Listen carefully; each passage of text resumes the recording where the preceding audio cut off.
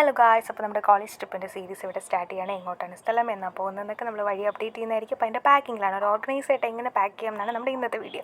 അപ്പോൾ ഞാൻ ഇവിടെ 2 ബാഗാണ് ക്യാരി ചെയ്യുന്നത്, ഒരു ബാക്ക് പാക്കും അല്ലാത്തൊരു ലഗേജ് ബാഗും. അല്ലെങ്കിൽ ഞാൻ 4 പേര് ഡ്രസ്സ്, പിന്നെ അതുപോലെ തോർത്ത് കാര്യങ്ങൾ ഒക്കെ ഞാൻ ഇതിൻ്റെ അകത്ത് വെച്ചിട്ടുണ്ട്. ഇതിൻ്റെ സൈഡിലത്തെ ഈ ഒരു റോയിലായിട്ടാണ് ഞാൻ ഷാമ്പു, അതുപോലെ ഒരു 2-3 എക്സ്ട്രാ കവർ, കുടയൊക്കെ പ്ലേസ് ചെയ്തിരിക്കും. കുട നിങ്ങൾക്ക് വേണമെങ്കിൽ ബാക്ക് പാക്കിലും പ്ലേസ് ചെയ്യാവുന്നതാണ്. ഞാനിപ്പോൾ ഇതിൽ കൊടുത്തിട്ടുണ്ട്.